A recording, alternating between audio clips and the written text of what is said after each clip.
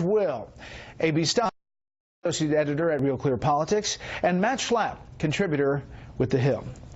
George, the news conference, what you took from it, it was rather lengthy. His long opening statement was quite interesting because he raised this question of the danger of a cyber war arms race and the need for international norms, and he made a threat. He really said that we're in, to use the Cold War analogy, we're in now a period of mutual assured destruction because what they did to us, we can do to them. Earlier in the show tonight, we had that woman in the Pentagon talking about the gray space between war and peace. The United States, using the Stuxnet virus, damaged the physical infrastructure, the centrifuges of the Iranian nuclear program.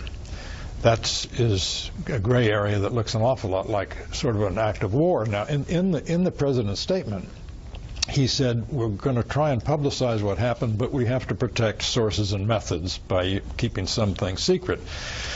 I hope there's not a lot to be kept secret because, as Pat Moynihan said in an excellent book on the subject of secrecy, secrecy is government regulation. Most regulations regulate what we can do.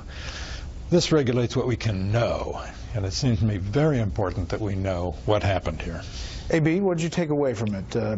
Obviously spent most of the news conference talking about the hacking and Russia. Well, I was really struck by his comments on Syria and how the blood and atrocities in Syria, the butchering by Assad of his own people are on the hands of the Russians and the Iranians. And Let me play a piece of that and we'll come back. There are places around the world where horrible things are happening, and because of my office, because I'm President of the United States, I feel responsible. I ask myself every single day, is there something I could do that would save lives and make a difference? With respect to Syria, what I have consistently done is taken the best course that I can to try to end the civil war, while having also to take into account the long-term national security interests of the United States. A.B.? I just thought it was very poignant to hear President Obama use phrases like, we were not successful and I feel responsible. I mean, he, regardless of what you think of when he didn't intervene and how he didn't intervene, there are no easy choices. And he essentially said, without invading Syria, and leaving that country with our own blood and treasure to a moderate opposition that isn't even, he said, cohesive enough to govern afterwards in place of the regime, we couldn't do it. It would ask too much of Americans to go and kind of rescue Syria. And when he talked about Donald Trump's, supposed policy on safe zones, it was a very painful discussion of how there are no options. Even for Donald Trump, a safe zone is not possible. There won't be the permission of the Russians or the Iranians or the Syrians. You'd have to go in and protect territory. But his inaction at the beginning, his choice not to make a choice, created the spiraling lack of choices later on. Right. I just was struck that he was so heavy with responsibility, and it was very painful for him. And it set up for all of us going forward the lack of choices there are at this point, and how much Donald Trump will be boxed in trying to get out of the mess in Syria. Now, what about, back to the Russia part, what about the whole thing that the transition was going smoothly, they talk all the time.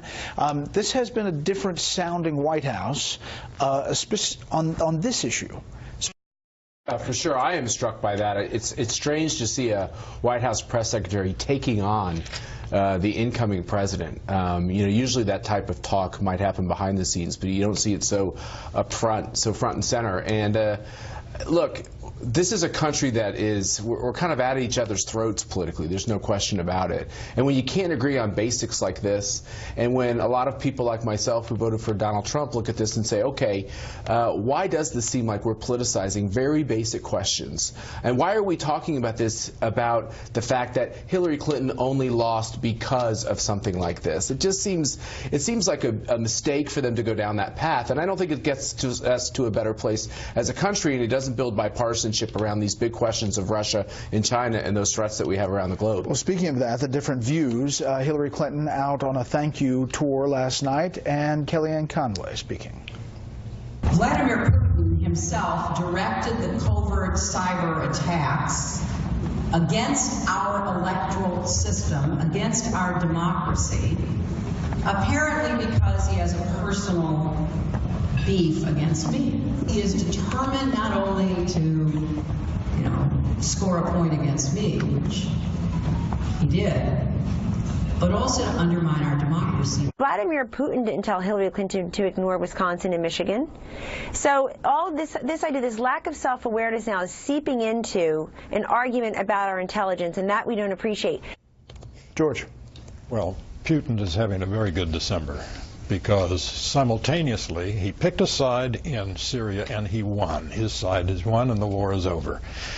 And here at home, leave aside the question of what the intent of the Russians was in getting into this, and leave aside the question, which is unanswerable at this point anyway, did it have an effect? The fact is it has had one effect that Putin is pleased about, and that is it has Americans, as you say, at one another's throat even more than usual. So by sowing discord and sowing doubts in the minds of maybe 30 or 40% of Americans about some taint of illegitimacy in the result of this election, it's a huge victory for Putin. I want to play one more soundbite, and that is President Obama on the state of the Democratic Party. It is not something I've been able to transfer to candidates in midterms and sort of build a sustaining organization around. That's something that I would have liked to have done more of, but it's kind of hard to do when you're also dealing with a whole bunch of issues here in the White House. So AB, shortened, I could do it, but I couldn't give it to anybody else. Yeah, I was really struck by President Obama's comments today, not only on what he did for the country and the world, everything is great. And it made me think of when Trump leaves office in his last press conference, because everything will be great. He basically said he could prove it to the American people. Everything is better. That's what Obama said. And when it came to the Democrats, he didn't really take any blame. There was implicit criticism aimed at Hillary Clinton in his comments about how he had built a more galvanized, a broader coalition, brought out low-propensity voters who usually don't get into the system, and he had actually been in touch more with working class Americans, and obviously he did. He won them, then Trump won them, and she lost them. But it was a really interesting. It was an interesting way of sort of trying to kind of hit her and say it's not my fault that she lost. There has been this evolution, Matt, about how he perceives this election and why it happened. I mean, he says that by every measure, our country is stronger, more prosperous, more respected today around the world. I don't know. Do the people in Pennsylvania and Michigan and Wisconsin and those states think that way? We often talk about the bubble. And I think today's press conference really demonstrated the bubble, which is presidents tend to live in bubbles. And I think presidents get told great things in the Oval Office. It's hard to tell the president the straight dope in the Oval Office. And I don't think he's hearing very much of it. And talk about a lonely victory. Yes, he has had great victories as president. But the Democratic Party and the donkey has never lost so much in the history of that party. They have lost from the top of the ballot to the bottom of the ballot all over the country.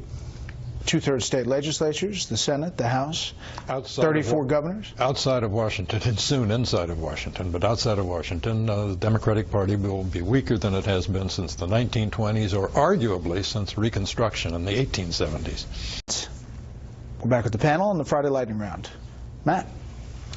China's, I mean, this is the tip of the iceberg. This, I think, as Gordon said, is an act of war. And I think it's really, President Trump hasn't taken the oath yet, but it's really going to be a test, an early test for his administration. But China takes billions of dollars of our intellectual property every year. They are a thief of a huge magnitude, and they have a big impact on our economy. They take these things, they copycat the technology. They are active in stealing every day, and it's time for us to get serious about it.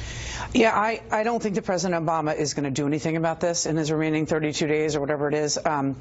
He hasn't been aggressive enough about what they're doing in the South China Seas, but if you couple the tension with Trump and the Chinese, you couple what's going on with the fact that they're announcing proudly that they've installed weapon systems on their islands that they've built up in the South China Seas, this is really going to be an early test for Trump. George? Yes, the islands are 40 miles from the Philippines, which has close relations with our country. The United States Navy exists to guarantee for the world freedom of the seas, and it's going to have to be used in that purpose. I mean, there's only one place in the world, it seems to me, that really has a Sarajevo potential to really spark a big conflict, and it's the most dangerous place in the world right now, and it's the South China Sea. Incoming Democratic governor in North Carolina is not happy with what Republicans are trying to do in his state. This has got to stop. If I believe that laws passed by the legislature hurt working families and are unconstitutional, they will see me in court. And they don't have a very good track record there. Tell me what you want, what you really want. Justice! Tell me what you need, what you really need. Justice! So, some chants and protests, North Carolina. George, what about this? Governor-elect Cooper, does he have a case here? I think he does. I mean, this is all part of the scorched earth politics, that another step on the downward path toward a banana republic status. By all means, fight in elections, win. If you win, you get to work your will. But to change the powers of a constitutional office because of the party membership of the next occupant of it is unpleasant. Maybe. I hate partisanship, and I agree with George. It's completely scorched earth, and I hope there's a backlash. Matt? I love partisanship, but I agree with George. I think this is over the line. When you lose, shake the other guy's hand, go home. Winners and losers. Winner first. Winner, the oil patch. Rick Perry, A.G. Pruitt from Oklahoma, Rex Tillerson. We're addicted to oil again, baby, and it's back. SUVs, maybe winners. Right. All right, loser. Loser would be the Nobel Peace Prize Committee, and they see President Obama putting up his dukes to Russia and to Putin. I think they might want their prize back. A.B., winner then loser. Okay, my winner is Vladimir Putin, and George Will took the entire paragraph out of my mouth. He is having Christmas early. He has a president who stood up today talking about how, with high confidence, we now know uniform intelligence assessments confirm that the highest levels of Russian government was involved in tampering with the election. We have an incoming president that dismisses it. This could not be better for Vladimir Putin. And my loser is this guy or woman. It could have happened nowhere but Florida. In this heavy-set white man or woman, unnamed, held up the Holiday gas station on U.S. Route 19 with a drawn-on beard. And actually, if they don't catch him or her, it might be my winner coming January. It's pretty good. Sneaky. Sharpies. All right, George, winner and then loser. The winners are the rats of Paris, who have the run of the place now, because the European Union, which can make everything worse, has decided that the old way of poisoning the rats won't do, and they mandated a new one, and the rats won't cooperate. So the loser of the week is the bartender at the Trump Grill in the new Trump Hotel on Pennsylvania Avenue. Yes. A Daily Beast reporter was at that bar when someone ordered a vodka martini, and it was served in that glass, which should be a flogging offense. That's a vodka martini iced tea, I think. That is not how you make America great again. Somebody got fired. That's not how you make a martini great again. All right.